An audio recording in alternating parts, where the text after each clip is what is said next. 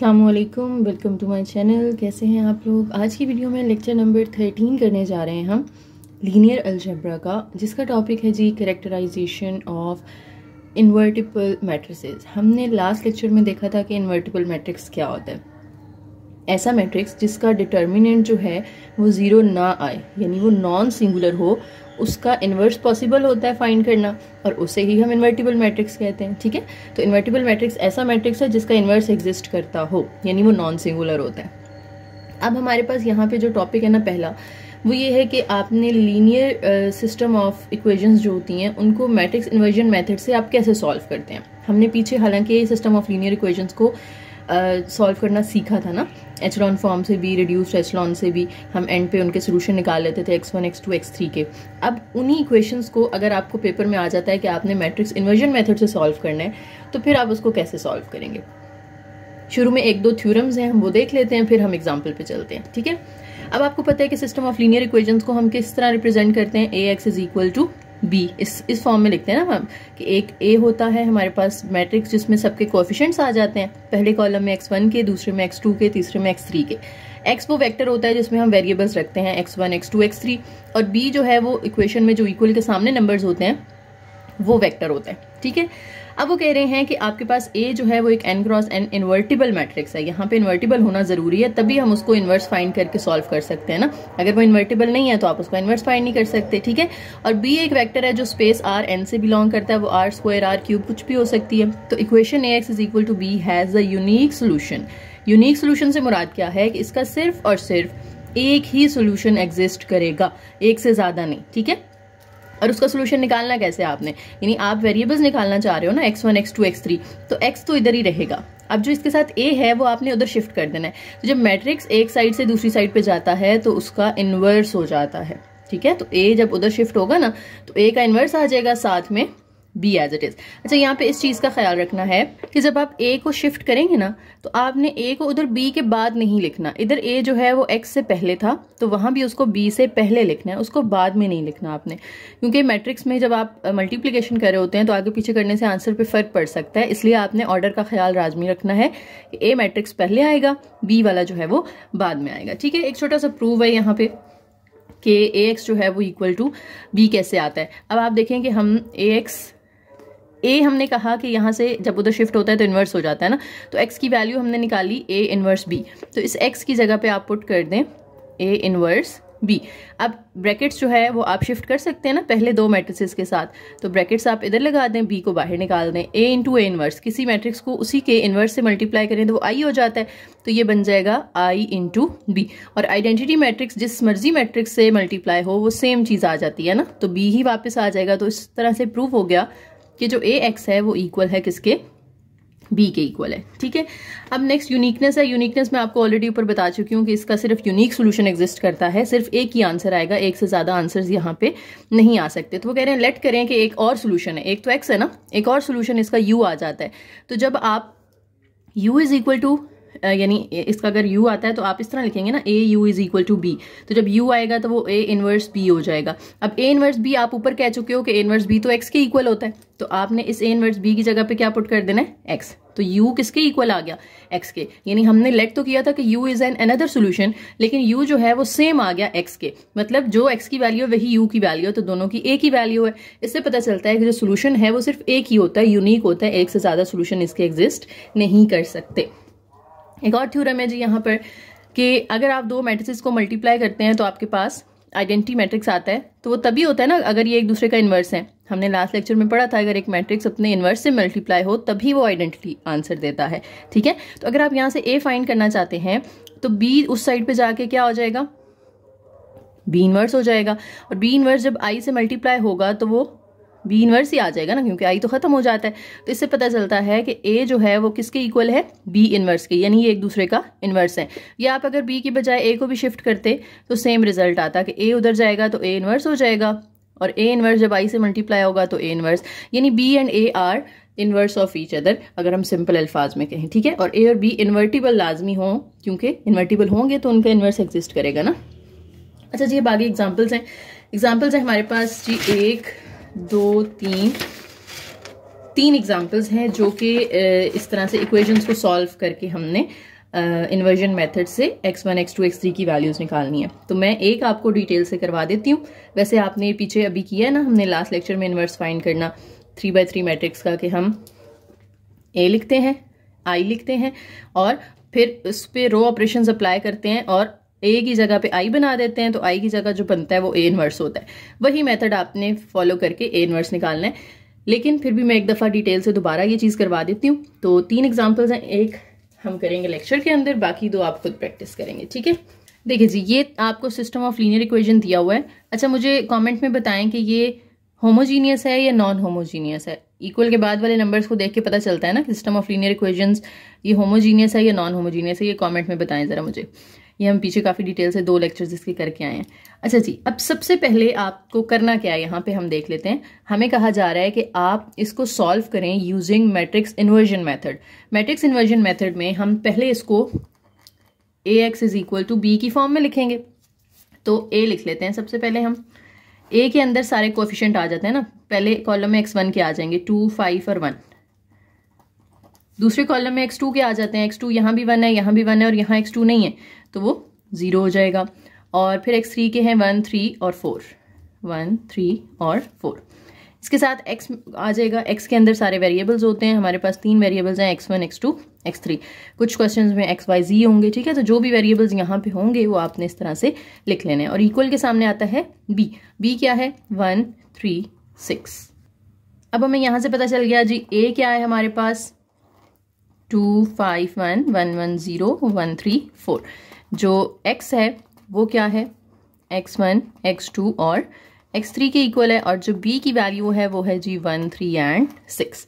अब आपने जब इसको सॉल्व करना है इस इक्वेशन को, तो जो x है वो तो इधर ही रहेगा ना। तो a जब उधर जाएगा तो वो क्या बन जाएगा? a इनवर्स b बन जाएगा। इसको मैं नाम दे देती हूँ क्वेश्चन 1 का। अब मुझे इसमें a इनवर्स की वैल्यू निकाल के पुट करनी है, साथ में b की वैल्यू पुट करनी है, दोनों को मल्टीप्लाई करना है, तो x के आंसर्स आ जाएंगे। b तो मेरे पास ऑलरेडी मौजूद है, लेकिन a इनवर्स नहीं है। तो a इनवर्स मुझे पहले फाइंड करना पड़ेगा। पूरा आपने वो प्रोसीजर करके a इनवर्स वाला वो निकाल लेना है, फिर यहाँ दोनों को पुट करना है, जस्ट मल्टीप्लाई करने से आंसर आ जाएगा। अब a इनवर्स निकालने के लिए हम ऑगमेंटेड मैट्रिक्स लिखेंगे a का। a 2, 5, 1, 1, 1, 0, 1, 3, 4 और इसके साथ आइडेंटिटी मैट्रिक्स 1, 0, 0, 0, 1, 0, 0, 0, 1। अच्छा, एक और बात मैं लास्ट लेक्चर में ये पॉइंट रह गया था, मैं रिपीट कर देती हूँ कि जब आपने किसी भी मैट्रिक्स का इन्वर्स निकालना है ना, पहले उसका डिटर्मिनेंट निकाल के दिखा दें आप। 3/3 का डिटर्मिनेंट कैसे निकालते हैं? 2 और फिर उसको एक्सपैंड करना है आपने, फर्स्ट रो से एक्सपैंड कर लें आप। 2 है तो 2 वाली रो और कॉलम छोड़ के ये 4 लिख लेने आपने, फिर इनको क्रॉस मल्टीप्लाई कर देना है, तो 4 - 0 आ जाएगा। फिर ये माइनस के साथ दूसरा लिखना होता है हमने, जो कि 1 है। 1 वाली रो और कॉलम छोड़ दें, बाकियों को क्रॉस मल्टीप्लाई करते हैं, तो 20 - 3। इसी तरह से तीसरा नंबर हम 1 लिखेंगे, उसकी रो और कॉलम छोड़ दें, इनको क्रॉस मल्टीप्लाई करें, तो 0 - 1। जब आप इसको सारे को सॉल्व करेंगे ना, तो आपका आंसर आएगा -10। और ये 0 नहीं आ रहा, मतलब इसका इन्वर्स फाइंड किया जा सकता है। अगर इसका इन्वर्स 0 आ जाता तो फिर हम कहते हैं कि हम इसका इन्वर्स फाइंड नहीं कर सकते, इसका सोल्यूशन पॉसिबल नहीं है, ठीक है। तो जब भी आपको ए इन्वर्स फाइंड करने का कहा जाए, पहले आपने डिटर्मिनेंट लेके चीज चेक कर लेनी है कि वो सिंगुलर है या नॉन सिंगुलर है। अगर नॉन सिंगुलर होगा तो आपने आगे कंटिन्यू करना है इन्वर्स फाइंड करना, वरना आपका क्वेश्चन वहीं पे खत्म हो जाएगा, ठीक है। तो ये चीज लास्ट लेक्चर में मैं भूल गई थी बताना, तो ये आपने याद रखनी है। ओके, ए हमने लिख लिया है। अब हमारा टारगेट क्या है? हमारा टारगेट है कि जो पहले 3 कॉलम है इसको आइडेंटिटी मैट्रिक्स बनाएं। तो मुझे इस 2 की जगह पे क्या चाहिए? 1 चाहिए। तो एक तो ये तरीका है कि मैं इस पूरी रो को 2 से डिवाइड कर दूं, तो 2/2 होकर ये 1 आ जाएगा। दूसरा ये है कि इसमें 1 ऑलरेडी मौजूद है फर्स्ट कॉलम में, तो मैं R3 और R1 को एक्सचेंज कर लूँ, तो 1 ऊपर चला जाएगा। तो एक्सचेंज वाला ऑप्शन ज़रा ज़्यादा बेहतर है, हम एक्सचेंज कर लेते हैं। R1 को इंटरचेंज कर दें किसके साथ? R3 के साथ। तो R3 ऊपर चली जाएगी, 1, 0, 4, 0, 0, 1 और R1 जो है वो एंड पे आ जाएगी, 2, 1, 1, 1, 0, 0 और R2 अपनी पोजीशन सेम रखेगी। ठीक हो गया। अब ये 1 बन गया, इस 1 के नीचे मुझे दोनों को बनाना है 0। तो फर्स्ट रो के अंदर तो कोई चेंज नहीं आएगा ना, क्योंकि वो तो 1 बना चुके हैं हम। इन दोनों को 0 बनाना है, तो चेंज लाना है मुझे R2 के अंदर और R3 के अंदर। अब इनके साथ क्या प्लस करना है मैंने, देखें R2 में मुझे किसको 0 बनाना है, 5 को 0 बनाना है, तो यहाँ पे हम लिखेंगे 5 और 1 किस में पड़ा हुआ है, जिसके नीचे हम 0 बनाना चाह रहे हैं, 1 पड़ा हुआ है R1 के अंदर, तो इसको R1 से मल्टीप्लाई कर देना है। और 5 क्योंकि पॉजिटिव है तो इधर इसके साथ माइनस आएगा, अगर ऑलरेडी ये नेगेटिव होता तो फिर इधर माइनस नहीं आता, ठीक है, इसका ऑपोजिट साइन लेना होता है हमने यहाँ पे। इसी तरीके से R3 में जो 0 बनाना चाह रही हूँ मैं वो क्या है, 2 है, तो मुझे इधर -2 से इस तरह मल्टीप्लाई करना है, किसको, R1 को ही मल्टीप्लाई करना है, ठीक है। तो इस तरह से अब आपने ये दोनों ऑपरेशंस जो है वो अप्लाई कर लेने हैं और इनके आंसर्स जो है मैं डायरेक्ट यहाँ पे लिख लेती हूँ। उम्मीद है मुझे कि आप लोग खुद इसको कर लेंगे, अब करना आ गया ना। R2 ये -5 R1 डायरेक्ट ही लिख लो, प्लस -2 लिखने के बजाय सिर्फ माइनस लिख लें रफ में इस तरह से ना, R2 -5 R1 लिख के R2 की वैल्यूज़, फिर -5, फिर R1 की वैल्यूज़, और जो आंसर्स आएंगे वो आप R2 में लिख लेंगे। फिर ये ऑपरेशन अप्लाई करना है और आंसर्स R3 में लिख लेने हैं। देखिए जी, मैंने इन दोनों को अप्लाई करके जो आंसर्स आ रहे थे वो यहाँ R2 और R3 में लिखती हैं, तो 1 के नीचे ये दोनों 0 बन चुके हैं। अब आपने क्या करना है, अब आपने सेकेंड कॉलम में दूसरा एलिमेंट जो है उसको 1 बनाना है, जो कि ऑलरेडी 1 है, ठीक है। तो ये तो आसानी होगी हमारी कि ये 1 ऑलरेडी आ रहा है। अब इस 1 के ऊपर और नीचे मुझे क्या करना है, 0 बनाना है। तो ऊपर तो 0 है, सिर्फ नीचे 0 बनाना है, तो सिर्फ एक ही ऑपरेशन इधर अप्लाई होगा। और चेंज किस में लाना है, मुझे इसको 0 बनाना है ना, तो R3 में चेंज लाना है। और अगर R3 में ये 1 है तो 1 में से ये 1 माइनस करेंगे तो 0 हो जाएगा, तो सिर्फ इसमें से R2 को आपने क्या कर देना है, माइनस कर देना है। तो R3 में चेंज आना है, R1 भी सेम रहेगी 1 0 4 0 0 1, R2 भी सेम रहेगी 0 1 -17 0 1 -5। R3 में क्योंकि आप R3 -R2 कर रहे हैं, आप बेशक रफ में लिख के कर लें इस तरह से जैसे हमने पहले करते हैं, या फिर डायरेक्ट है माइनस तो डायरेक्ट भी हो जाएगा, 0 -0 0 1 -1 0, -17 में से माइनस कर दें ये आप, सॉरी -7 में से माइनस कर दें आप -17, तो 10 आ जाएगा। यहाँ पे 1 -0 1 आएगा, 0 -1 करेंगे -1 आएगा, -2 में से माइनस करेंगे -5, तो +5 होके हमें यहाँ पे 3 आंसर दे देगा, +3, ठीक है। तो ये R3 हमारी बन गई, यानी अब हमने फर्स्ट कॉलम में 1 के नीचे दोनों 0 बना लिए हैं, सेकंड कॉलम में 1 के ऊपर नीचे 0 बना लिए हैं, थर्ड रो में हमें इसको 1 बनाना है, फिर इसके ऊपर दोनों को 0 बनाना है। इसको 1 बनाने के लिए क्या करना पड़ेगा, गेस कर लिया होगा आपने, R3 को डिवाइड कर देंगे हम किसके साथ, 10 के साथ, तो ये 1 बन जाएगा, ठीक है। तो 0/1 0, 0/10 0, 10/10 यहाँ 1 आ जाएगा, यहाँ पे आ जाएगा 1/10, ये आ जाएगा -1/10 और ये आ जाएगा 3/10। R1 और R2 सेम है, उनमें कोई चेंज नहीं आ रहा, ठीक है, सिर्फ हमने R3 में चेंजिंग लाया है। ओके, ये चीज़ भी हो गई। अब आपने जनाब इस 1 के ऊपर दोनों को बनाना है 0, तो इसके ऊपर दोनों को 0 बनाने के लिए मुझे 2 ऑपरेशन अप्लाई करने पड़ेंगे। एक चेंज लाना चाह रही हूँ मैं R1 के अंदर, एक चेंज लाना चाह रही हूँ मैं R2 के अंदर, ठीक है। इसके साथ माइनस नहीं है तो इधर माइनस हम खुद से लगा लेंगे, प्लस इंटू माइनस कर लें या डायरेक्ट माइनस कर लें, एक ही बात होती है। इसके साथ पहले से माइनस है तो इधर प्लस आएगा। अब R1 में जिसको 0 बनाना है वो 4 है, R2 में जिसको 0 बनाना है वो 17 है, और 1 किस में पड़ा हुआ है जिसके ऊपर 0 बनाना है, R3 के अंदर, तो दोनों को R3 से मल्टीप्लाई कर देंगे आप। अब ये ऑपरेशंस आप रफ में अप्लाई कर लें और आंसर R1 और R2 के अंदर लिख दें। R3 तो सेम रहेगी ना, सिर्फ R1 और R2 में चेंज आएगा। जब आप इनको रफ में लिखेंगे तो उसमें फ्रैक्शन भी इन्वॉल्व होंगी ना ये वाली, तो आपने कैलकुलेटर से आंसर निकाल लेने अपने, ठीक है। तो ये देखिए मेरा इधर आइडेंटिटी मैट्रिक्स बन चुका है 1 0 0 0 1 0 0 0 1, तो ये जो है मेरे पास ये A इनवर्स आ चुका है। देखिए जी, ये A इनवर्स आ चुका है हमारे पास। अब हम इक्वेशन 1 लेंगे दोबारा से, टेक इक्वेशन नंबर 1। इक्वेशन 1 हमारी क्या थी, x = A इनवर्स B, क्योंकि हमने फाइंड तो x करना है, ठीक है। तो x एज इट इज। अब A इनवर्स जो हमारे पास आया है वो हम यहाँ पे पुट करेंगे अपना। A इनवर्स आ गया जी -2/5 2/5 -1/5 17/10 -7/10 1/10 देन 1/10 -1/10 एंड 3/10। और इसको मल्टीप्लाई किससे करना है हमने, A इनवर्स को B के साथ।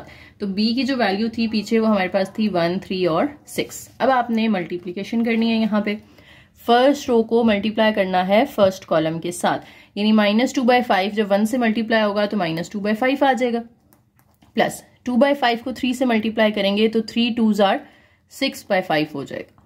फिर माइनस है तो ये माइनस इससे मल्टीप्लाई होके 6 1s are -6/5 आ जाएगा। ये फर्स्ट रो हमारी हो गई। अब सेकेंड रो को हमने करना है, 17/10 1 से मल्टीप्लाई होगा 17/10, -7/10 इससे मल्टीप्लाई होगा तो 7 3s are ये 21/10 हो जाएगा। फिर 1 6s are 6/10 10। फिर थर्ड रो की बारी आ जाती है, 1/10 को 1 से मल्टीप्लाई करें 1/10, 1/10 को 3 से मल्टीप्लाई करें 3/10, 3/10 को 6 से मल्टीप्लाई करें 3 6 आर 18/10। ठीक है, कटिंग हो रही है लेकिन मैंने नहीं की ताकि डिनोमिनेटर सेम रहे तो एलसीएम लेने में हमें आसानी रहेगी। ठीक है, डिनोमिनेटर तीनों का सेम है और ये देखें दोनों सेम वैल्यूज हैं, कट जाएंगी तो सिर्फ रह जाएगा -2/5। यहाँ पे तीनों के नीचे 10 है तो एलसीएम भी नीचे 10 ही आ जाएगा। 17 - 21 + 6 कर लें, 17 में से 21 माइनस करेंगे आप -4 आएगा, -4 + 6 करेंगे तो 2 आ जाएगा। ठीक है, उसके बाद नीचे तीनों के 10 आ रहा है तो इनका एलसीएम भी 10 आ जाएगा। 1 - 3 करेंगे -2 आएगा, -2 + 18 करेंगे तो 16 आ जाएगा। अब इधर मजीद अभी कटिंग हो रही है तो वो भी कर लेते हैं हम। कटिंग करने के बाद 2/5 की तो नहीं होती, वो वैसे ही आ जाएगा। 2/10 की कटिंग करके 1/5 आ जाएगा, 16/10 की कटिंग करके 8/5 आ जाएगा। तो ये मेरे पास x आ गया है जो कि किसके इक्वल था, x1 x2 x3 के इक्वल था ना। तो यहां से हमें पता चलता है कि जो x1 है वो -2/5 है, x2 जो है वो 1/5 है और x3 इक्वल आ गया है 8/5 के। तो इस तरह से आपके तीनों आंसर्स आ गए। ठीक है, तो मैट्रिक्स इन्वर्जन मेथड उम्मीद है समझ आ गया होगा। आपने ए इन्वर्स निकाल लेना है सेम उसी मेथड से जैसे हमने कल सीखा था पिछले लेक्चर के अंदर।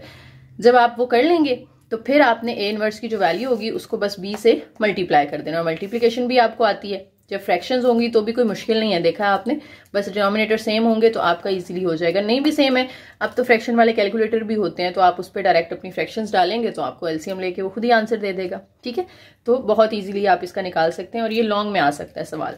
और ये मेथड आप जो मैट्रिक्स इन्वर्जन मेथड है ये सिर्फ तब यूज कर सकते हैं जब आपके पास जो ए है ना, यानी जो ए है उसमें उतने ही रोज हों जितनी आपके पास वेरिएबल्स हैं। जैसे हमारे पास वेरिएबल्स कितने थे, 3 थे ना, x1 x2 x3 और इक्वेशंस भी हमारे पास 3 थी।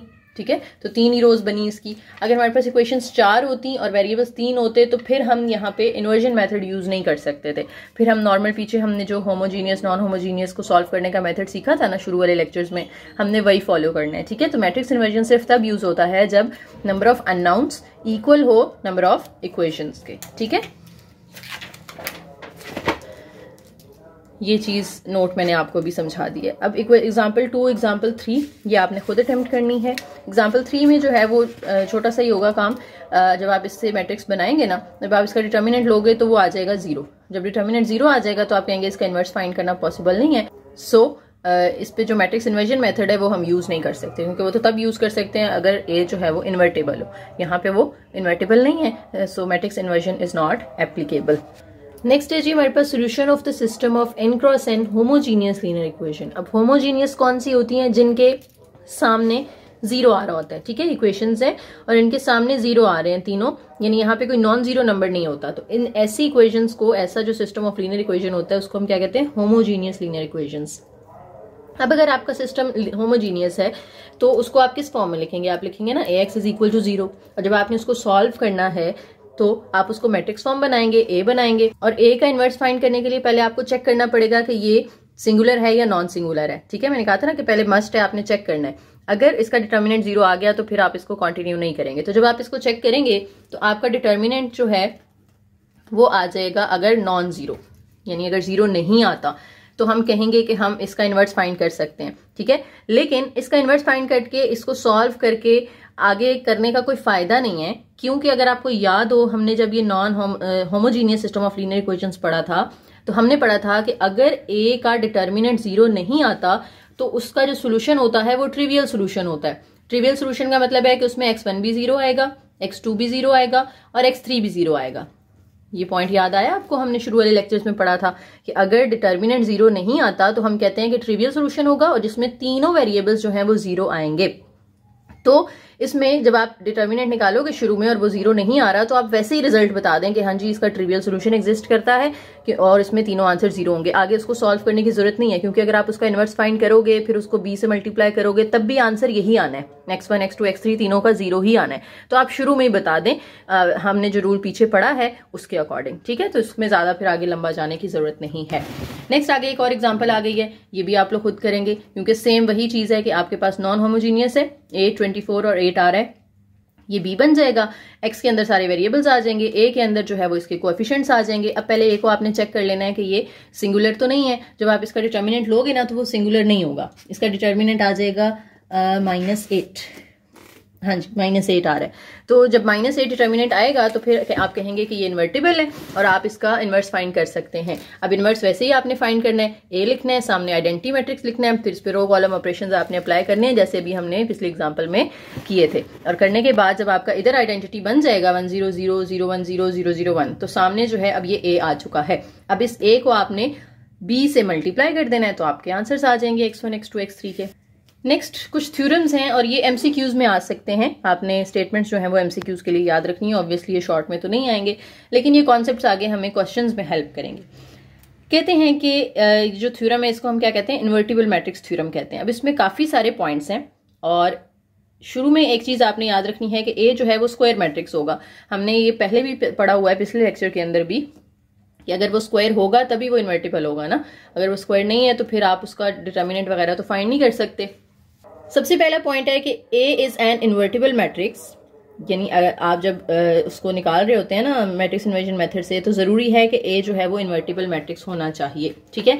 दूसरा है A इज row equivalent to n cross n identity matrix. Row equivalent का मतलब क्या होता है कि आप रो ऑपरेशन कोई भी एक उस पर अप्लाई करते हैं तो आपके पास जो नया मैट्रिक्स आता है उसको हम क्या कहते हैं, वो पिछले मैट्रिक्स का रो इक्विवेलेंट है। ये हमने पहले पढ़ी हुई है बात।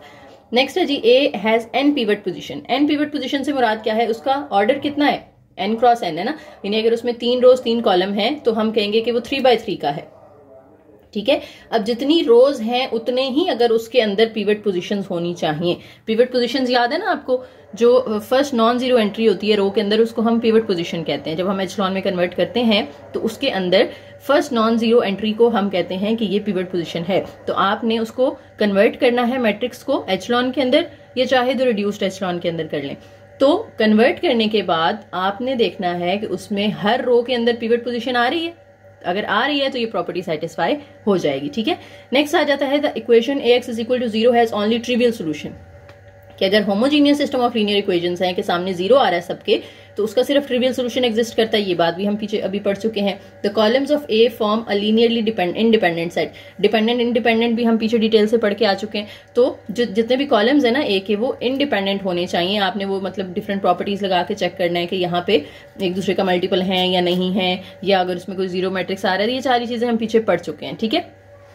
नेक्स्ट है लीनियर ट्रांसफॉर्मेशन x जो है वो ax में जब कन्वर्ट करते हैं वो 1 to 1 होनी चाहिए, ठीक है। 1 to 1 भी हम पीछे पढ़ चुके हैं। मैं क्योंकि यहाँ पे बहुत सारे पॉइंट्स हैं तो सारे बारी बारी रिपीट नहीं कर रही, क्योंकि हर एक पे हमने पूरा लेक्चर किया हुआ है। पिवट पोजीशन पे हम पूरा लेक्चर करके आ चुके हैं, ट्रिवियल पे करके आ चुके हैं, इंडिपेंडेंट पे करके आ चुके हैं, 1 to 1, ऑन टू, ये स्पैन, ये सारी चीजें हम पीछे पूरा लेक्चर इस बात पे डिस्कस करके आ चुके हैं। तो मैं दोबारा वो चीजें फिर इसलिए रिपीट नहीं कर रही।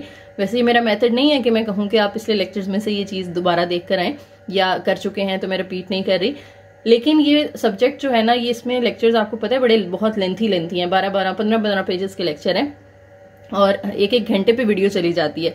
तो 45 मिनट से नीचे तो कोई आती नहीं है। तो इसलिए मैं फिर वो चीजें बार बार रिपीट नहीं कर रही हूँ कि आपके लिए बोरिंग भी ना हो और लेक्चर ज्यादा लेंथी भी ना हो, ठीक है। लेंथी लेक्चर होता है तो फिर आपका लेक्चर लेने का दिल भी नहीं करता, फिर पढ़ने का भी दिल नहीं करता। तो इसलिए जो चीजें रिपीट हो चुकी हैं, रिपीट हो रही हैं, जो पीछे हम पढ़ चुके हैं, वो फिर मैं उस तरह से डिटेल में डिस्कस अब नहीं कर रही हूँ, ठीक है। 1 to 1 हम करके आ चुके हैं।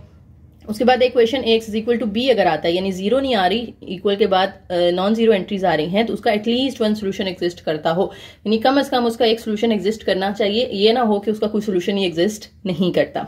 The column of A span Rn, जितने भी कॉलम ऑफ ए हैं वो स्पेस Rn को स्पैन करते हैं या उसके अंदर लाया करते हैं। द लीनियर ट्रांसफॉर्मेशन x जो ax में कन्वर्ट करते हैं हम, it maps onto Rn, यानी ये 1 to 1 भी होती है और फिर ऑन टू भी होती है। There is n cross n matrix C such that CA is equal to I, और इसी तरह से D such that AD is equal to I, यानी अगर उसका इनवर्स एग्जिस्ट करता है, दो मैट्रिसेस को मल्टीप्लाई करके I तभी आता है ना जब वो एक दूसरे का इनवर्स है, ठीक है। तो C और D जो है वो इनवर्स के नाम दिए हुए उन्होंने, कि A से पहले आप उसका इनवर्स रख के मल्टीप्लाई करें या A के बाद उसका इनवर्स रख के मल्टीप्लाई करें, आंसर दोनों सूरतों में I ही आता है। और जो A का ट्रांसपोज है वो भी इन्वर्टिबल होता है अगर A इन्वर्टिबल है तो, ठीक है। अब आगे हमारे पास क्वेश्चंस आएंगे जिसमें हमें कहा जाएगा कि इन्वर्टिबल मैट्रिक्स थ्योरम के अकॉर्डिंग जो है वो टेस्ट करें मैट्रिक्स A को कि वो इन्वर्टिबल है कि नहीं है। अब इसमें आपको सारी प्रॉपर्टीज चेक करने की जरूरत नहीं है। आप इनमें से कोई एक अगर चेक कर लें, एक भी प्रॉपर्टी सेटिस्फाई हो रही है मतलब वो इन्वर्टिबल है। अगर कोई एक प्रॉपर्टी सेटिस्फाई हो रही है इसका मतलब है वो सारी की सारी सेटिस्फाई करेगा। ठीक है, ये सिर्फ वाहिद एक ऐसा थ्योरम है जिसमें आपको हर एक प्रॉपर्टी चेक नहीं करनी पड़ती, आपको इनमें से कोई एक चीज चेक कर लेनी है। आप चाहे पिवट पोजीशन वाला पॉइंट चेक कर लें, आप चाहे ट्रिवियल सोल्यूशन वाला पॉइंट चेक कर लें, आप स्पैन वाला कर लें, आप इंडिपेंडेंट वाला कर लें, कोई एक पॉइंट आपने टेस्ट कर लेना है। अगर वो सेटिस्फाई हो रहा है इट मीन्स बाकी सारे भी सेटिस्फाई होंगे, और अगर सारे सेटिस्फाई होंगे तो ए जो है वो क्या होगा, इन्वर्टिबल मैट्रिक्स होगा। ठीक है, अब ये एग्जांपल करते हैं हम आगे तो मजीद क्लियर होगा आपका ये topic. Show that the matrix A is invertible by using invertible matrix theorem. ये इन्वर्टिबल मैट्रिक्स थ्योरम है ना, ये सारे पॉइंट्स, इनमें से कोई एक चेक कर लेना। और सबसे आसान पता है क्या है, पिवट पोजीशन वाला। सिर्फ क्या करना है, एचलॉन में कन्वर्ट करना है और देखें एचलॉन में कन्वर्ट करने के बाद उसमें पिवट पोजीशंस कितनी आ रही हैं। अगर हर रो में एक पिवट पोजीशन है तो मतलब वो इन्वर्टिबल है। ये सबसे आसान मेथड है और आपकी बुक में भी यही हुआ हुआ है। ठीक है, तो ए मैट्रिक्स लिखा, ये मेरे पास मैट्रिक्स ए है। इसके अंदर फर्स्ट मेरे पास जो 1 है इसके नीचे अब मुझे दोनों जीरो बनाने हैं। एचलॉन बनाने के लिए यही है ना, एचलॉन फॉर्म वही होती है कि इस फर्स्ट नॉन जीरो के नीचे दोनों जीरो हों, सेकंड नॉन जीरो के नीचे भी जीरो और थर्ड नॉन जीरो के नीचे तो कुछ होगा नहीं। ठीक है, तो इसके नीचे जीरो बनाने के लिए मैं जस्ट R2 और R1 को क्या कर दूंगी, माइनस। ठीक है, यानी आपने R2 में से माइनस कर देना है R1 को। जब आप माइनस करेंगे तो चेनिंग R2 के अंदर आएगी ना, 1 - 1 0, 1 - 0 1, 5 में से माइनस करेंगे -4 तो वो 9 बन जाएगा। 1 वाली रो भी सेम है और थर्ड वाली रो भी सेम है, तो इस 1 के नीचे तो जीरो आ गए। सेकेंड रो में पिवट पोजीशन कौन सी है हमारी, ये फर्स्ट नॉन जीरो है ना, इसके नीचे भी जीरो बनाना है। उसके लिए मुझे क्या करना पड़ेगा, दोनों 1 है तो इनको भी जस्ट माइनस करने से ही आ जाएगा। R3 में से R2 माइनस कर दें तो 1 - 1 यहाँ जीरो आ जाएगा, 0 - 0 0, 2 में से 9 माइनस करेंगे -7। ये वाली भी सेम है रो और ये वाली भी सेम है। अब ये देखें एचलॉन बन चुकी है, ये फर्स्ट नॉन जीरो है उसके नीचे दोनों जीरो है, ये फर्स्ट नॉन जीरो है दूसरी रो में उसके नीचे दोनों जीरो है, थर्ड रो में भी एक नॉन जीरो है। जितनी रोज हैं उतनी पिवट पोजीशंस हैं आपके पास, it means A is invertible और ये उस थ्योरम को सेटिस्फाई करता है, इन्वर्टिबल मैट्रिक्स थ्योरम को सेटिस्फाई करता है। ठीक है, ओके, नेक्स्ट एग्जांपल नंबर 7 है। सेम उसी तरीके से आपने इसको भी चेक कर लेना है क्योंकि इन्वर्टिबल मैट्रिक्स थ्योरम का है ना उन्होंने, तो ये आपके पास मैट्रिक्स है, आप इसको एचलॉन में कन्वर्ट करें, ये अब आपने खुद करना है। एचलॉन में कन्वर्ट करें, इसको कन्वर्ट करने के बाद आप देखेंगे कि जितनी रोज हैं उतनी ही इसमें पिवट पोजीशंस होंगी। ठीक है, देखिए फर्स्ट ये 1 है ना, इसके नीचे इन दोनों को जीरो बनाए। ऑपरेशंस मैं बता देती हूँ आपने कौन कौन से अप्लाई करने हैं। R2 में चेंज लाना है आपने, R3 में चेंज लाना है। R2 में आपने बनाना है 3 को 0 और R3 में बनाना है आपने 5 को 0।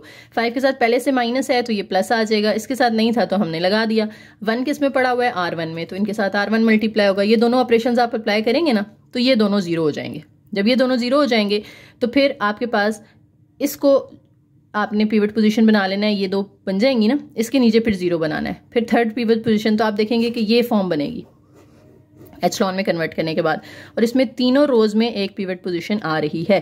फर्स्ट रो में भी आ रही है, सेकंड में भी आ रही है, थर्ड में भी आ रही है, तो ये भी उस थ्योरम को सेटिस्फाई करता है और ये इन्वर्टिबल है।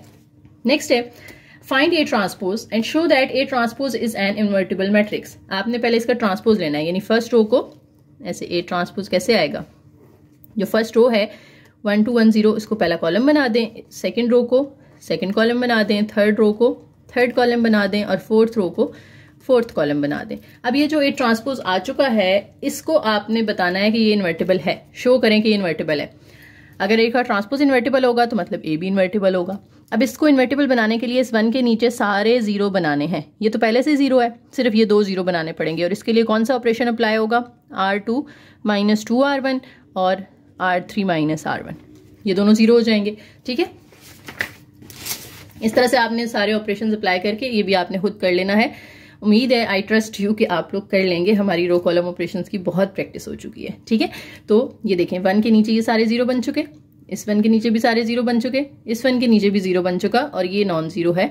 तो जितने रोज हैं हर रो में एक एक पिवट पोजीशन पड़ी हुई है, इट मींस कि ए ट्रांसपोज जो है वो इन्वर्टिबल है। नेक्स्ट भी आपने खुद करनी है एग्जांपल, इन्वर्टिबल मैट्रिक्स थ्योरम है और बताना है कि इन्वर्टिबल है या नहीं है। तो वही आप पिवट पोजीशन वाली चीज चेक कर लें, इस 1 के नीचे जीरो बनाएं, फिर सेकंड रो में, फिर थर्ड रो में और इस तरह से फोर्थ में। एचलॉन में कन्वर्ट करना है बस आपने। नेक्स्ट आ जाता है जी solving multiple linear systems with a common coefficient matrix. अच्छा, एक हमारे पास सिस्टम अगर होता है ax is equal to B, वो कह रहे हैं कि बहुत सारे हैं और a सब में सेम आ रहा है। कॉमन कोएफिशिएंट मैट्रिक्स का मतलब है कि a कॉमन है, a सेम है, तो इसको हम x1 b1 कह देते हैं, दूसरे वाले को हम कह देंगे x2 b2, तीसरे को x3 b3 and so on, इस तरह से n तक ले जाएंगे हम इसको। अब देखिए, हमने अगर x निकालना है यहाँ से x1, a उधर जाएगा ना तो a इनवर्स b बन जाएगा, x2 निकालना है तो a इनवर्स b2 बन जाएगा, x3 निकालना है तो वो a इनवर्स b3 आ जाएगा अप टू n। तो इस तरह से आप मल्टीपल लीनियर सिस्टम्स को भी सेम उसी तरीके से सॉल्व करते हैं जैसे हम पीछे करते आए हैं। नेक्स्ट है find a matrix from linear transformation. Linear transformation ने भी जान नहीं छोड़ी हमारी, यहाँ पे फिर आ गई है। लीनियर ट्रांसफॉर्मेशन अगर दी हुई है आपको और आपने उससे मैट्रिक्स बनाना है तो कैसे बनाना है, ये आपको याद होगा, हमने पीछे स्टैंडर्ड मैट्रिक्स फाइंड करना सीखा था। थोड़ा सा रिकॉल कर लेते हैं।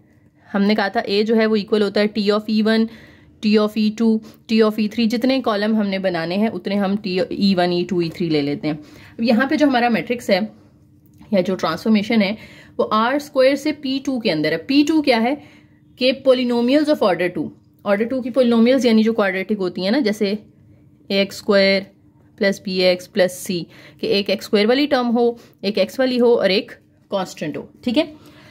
अच्छा जी, अब यहाँ पे आपने E1 और E2 लिखना है। पहले E1 याद है आपको क्या था, 1 0 था, क्योंकि R2 की लेनी है ना हमने, तो उसके अंदर सिर्फ 2 एंट्रीज होंगी, E1 और E2, एक 1 0 और फिर E1 में पहला एलिमेंट 1 होता है, E2 में दूसरा 1 होता है। ये आपने पीछे पढ़ा हुआ है, ठीक है। अब E1 और E2 आपने पुट करनी है T के अंदर, ये हमें T का फॉर्मूला दिया हुआ है, ठीक है।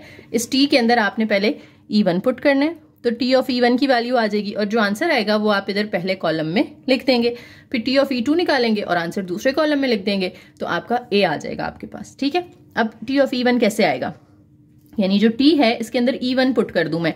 E1 है मेरे पास 1 0, यानी x की जगह 1, y की जगह 0 पुट कर देना है इस तरह से, ठीक है।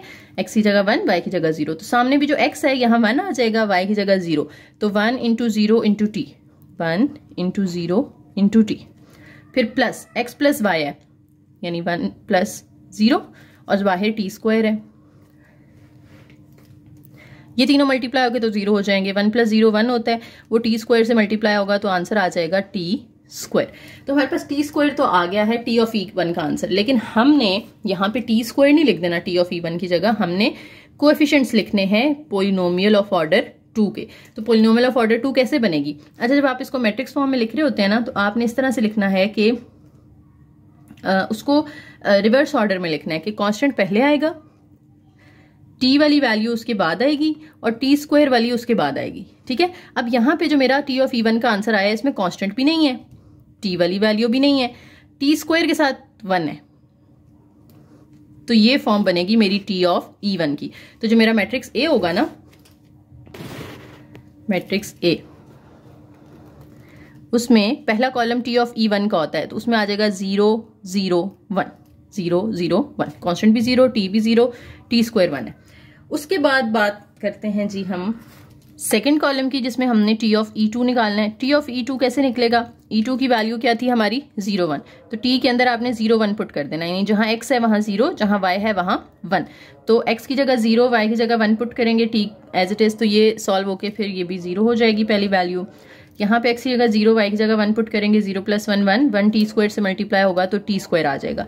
और इसको भी हमने रिवर्स ऑर्डर में लिखना है, तो हम क्या करेंगे, कांस्टेंट भी इसमें नहीं है, टी भी इसमें नहीं है, लेकिन टी स्क्वायर के साथ इसमें 1 है, तो दूसरा कॉलम भी हमारा जो E2 का बनेगा वो 0 0 1 ही बनेगा, 0 0 1। तो ये इस तरीके से देखिए मैंने मैट्रिक्स ए निकाल लिया है, ठीक है। मेथड सेम है जैसे हमने पीछे किया था कि आपने E1 और E2 को टी के अंदर पुट करना है, टी ऑफ E1 और टी ऑफ E2 की वैल्यूज आएंगी, वो आपने दोनों कॉलम्स के अंदर लिखते नहीं है, तो आपके पास मैट्रिक्स ए आ जाएगा। अब एक और एग्जाम्पल कर लेते हैं इसी टॉपिक पे, जो कि इनके अकॉर्डिंग थोड़ी सी कॉम्प्लिकेटेड है, लेकिन हमारे लिए कॉम्प्लिकेटेड नहीं है क्योंकि हम पहले ये पढ़ चुके हैं E1 E2, ठीक है। आपको ट्रांसफॉर्मेशन दी है, फाइंड अ मैट्रिक्स ए, ए आपने फाइंड करना है और ट्रांसफॉर्मेशन आर स्क्वायर से आर स्क्वायर के अंदर है, यानी आर स्क्वायर है तो इसमें जो E1 है उसमें भी 2 वैल्यूज होंगी 1 0, E2 में भी 2 वैल्यूज होंगी 0 1, अब आपने टी ऑफ ई वन और टी ऑफ ई टू निकालना है, तो हम पहले निकाल लेते हैं टी ऑफ ई वन, यानी टी के अंदर ई वन वाला पॉइंट पुट कर दें 1 0, एक्स की जगह 1, वाई की जगह 0।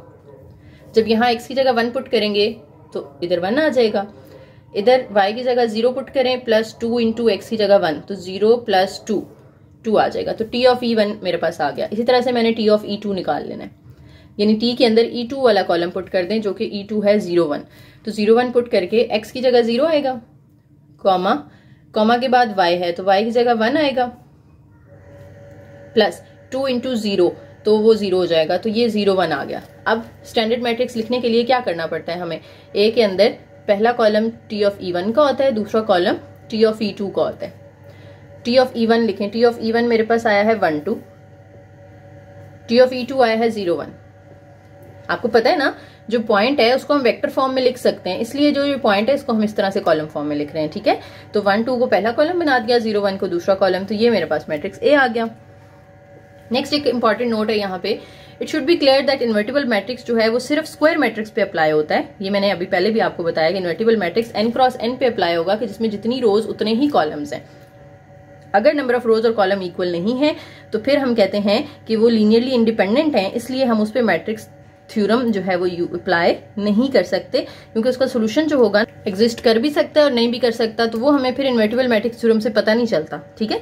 तो हमेशा स्क्वायर मैट्रिक्स का होना जरूरी है अगर आप इन्वर्टिबल मैट्रिक्स थ्योरम यूज कर रहे हैं। रेक्टेंगुलर मैट्रिक्स के लिए आप जो है वो इसको यूज नहीं कर सकते, उसके बारे में आप कोई रिजल्ट नहीं बता सकते, ठीक है। उसके लिए डिफरेंट मेथड्स हम जो पीछे करके आए ना सिस्टम ऑफ लीनियर इक्वेशंस के शुरू वाले लेक्चर्स के अंदर, वही यूज करने हैं आपने। अच्छा, नेक्स्ट है जी इन्वर्टिबल लीनियर ट्रांसफॉर्मेशन। इसमें यह है कि आपके पास एक मैट्रिक्स है जो कि इन्वर्टिबल है, यानी उसका जो इन्वर्स है वो एग्जिस्ट करता है, और एक वेक्टर आपके पास है x जो स्पेस Rn के अंदर लाई करेगा। अब x को अगर आप a से मल्टीप्लाई करते हैं तो क्या आता है, ax आता है, और अगर आप ax को दोबारा से a इनवर्स के साथ मल्टीप्लाई कर दो, यानी x को a से मल्टीप्लाई किया था ना तो ax आ गया। अब इसके उलट से यानी इसके इनवर्स से अगर आप मल्टीप्लाई कर देते हैं तो आपके पास x वापस आ जाएगा, यानी आपके पास a है, उसको आपने मल्टीप्लाई किया x के साथ, और इसको अब आप a इनवर्स से मल्टीप्लाई कर दो तो आपके पास x ही वापस आ जाएगा। क्यों? क्योंकि ये दोनों मल्टीप्लाई होकर क्या बना देंगे, i बना देंगे ना, तो i जब x से मल्टीप्लाई होगा तो वो x वापस आ जाएगा, ठीक है। इसी से आगे एक डेफिनेशन हमारी निकलती है, डेफिनेशन। अच्छा, ये ऊपर हम ट्रांसफॉर्म कर रहे हैं ना आपने क्या किया है, x को ट्रांसफॉर्म किया x के अंदर और उसको ट्रांसफॉर्म किया इसके अंदर, तो ये इसलिए हम इसको लीनियर ट्रांसफॉर्मेशन कह रहे हैं, ठीक है। नेक्स्ट एक डेफिनेशन है कि आपके पास एक लीनियर ट्रांसफॉर्मेशन है t from Rn to Rn, और a एक स्टैंडर्ड मैट्रिक्स है t का।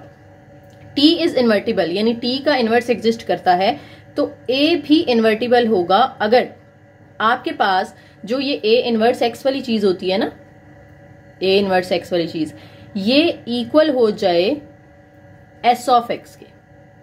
इसको एक नया नाम दे दिए हमने यहाँ पे, ट्रांसफॉर्मेशन ही है ये, एक ट्रांसफॉर्मेशन t है ना जो कि इनवर्स से पहले वाली है, ठीक है। फिर इनवर्स लेने के बाद जो ये a इनवर्स x वाली चीज आती है, इसको एक और ट्रांसफॉर्मेशन हमने s का नाम दे दिया, या आप t1 t2 भी कह सकते हो, उन्होंने एक को t एक को s कह दिया। अब ये जो ट्रांसफॉर्मेशन है ये यूनिक होगी, यूनिक का मतलब है कि ये एक ही इनवर्स एग्जिस्ट करेगा, एक से ज्यादा यहाँ पे नहीं आ सकते लीनियर ट्रांसफॉर्मेशन के इनवर्स।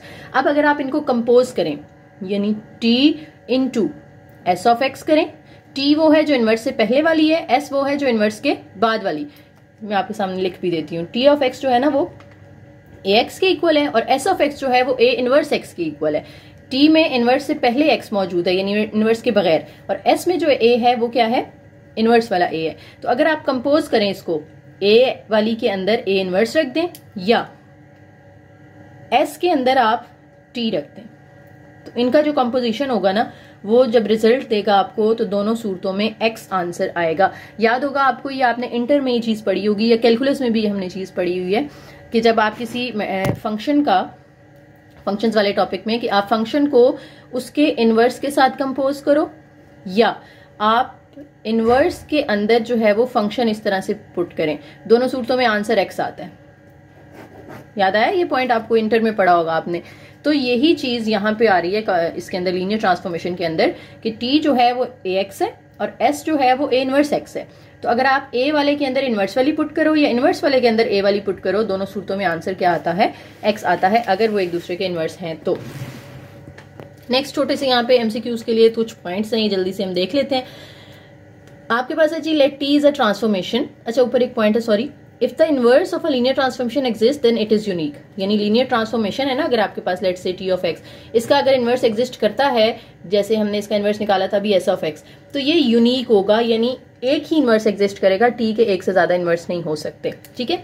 अच्छा टी इज अ ट्रांसफॉर्मेशन जो कि लीनियर है from R n to R m, और T of x A x की इक्वल है, और इसमें जो ए है ये एक एम क्रॉस एन का मैट्रिक्स है, यानी ये स्क्वायर नहीं है, इसमें नंबर ऑफ रोज कुछ और है, नंबर ऑफ कॉलम्स कुछ और है। अभी तक हम पीछे जितना भी पढ़कर आए हैं उसमें क्या था कि स्क्वायर मैट्रिक्स होता था, एन क्रॉस एन का होता था। अगर एन क्रॉस एन नहीं है, एम क्रॉस एन है, रोज और नंबर ऑफ कॉलम्स और नंबर ऑफ रोज आपस में बराबर नहीं है, तो mapping T is invertible if the system has a unique solution.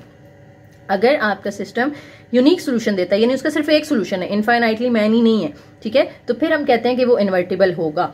अगर आपकी जो नंबर ऑफ रोज है, 3 केसेस आ गए यहाँ पे एमसीक्यूज के लिए इंपॉर्टेंट है। अगर आपकी जो नंबर ऑफ रोज है वो नंबर ऑफ कॉलम से कम है, जैसे देखें 2/3 का ऑर्डर है, तो रोज नंबर ऑफ रोज कम है, नंबर ऑफ कॉलम ज्यादा है।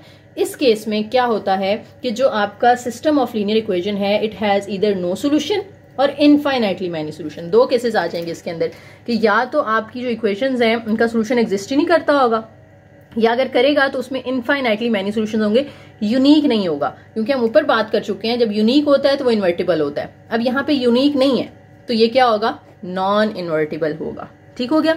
अगर जितनी रोज हैं उतने ही कॉलम्स हैं, ये हम पीछे जो पूरा चैप्टर करके आए हैं वो इसी बेस पे करके आए हैं ना, कि जितनी रोज हैं उतने ही कॉलम्स हैं, तो फिर यूनिक सोल्यूशन एग्जिस्ट करता है और जो है वो इन्वर्टिबल होता है हमारा ए। ठीक है। एक और नई चीज आ गई है यहाँ पे कि rank of A is equal to N. N क्या है यहाँ पे, जितनी रोज है उतनी कॉलम्स है ना, तो एन यहाँ पे नंबर ऑफ रोज या नंबर ऑफ कॉलम्स को आप कह सकते हैं। रैंक का मतलब ये होता है कि जैसे देखें आपके पास एक मैट्रिक्स है, आपने उसको एचलॉन के अंदर कन्वर्ट किया है इस तरीके से, लेट्स से हमारे पास ये चीज है, ठीक है, ये आप एचलॉन में है ना कि इस नॉन जीरो के नीचे दोनों जीरो है, फर्स्ट नॉन जीरो के नीचे जीरो है और ये भी नॉन जीरो है। अब इसका रैंक से मुराद ये है कि इसमें जितनी नॉन जीरो रोज हैं वो इसका रैंक होगा। ठीक है। नॉन जीरो रोज कितनी है, ये भी नॉन जीरो है, ये भी नॉन जीरो है, ये भी नॉन जीरो है, तो इसका जो रैंक है ना वो 3 होगा।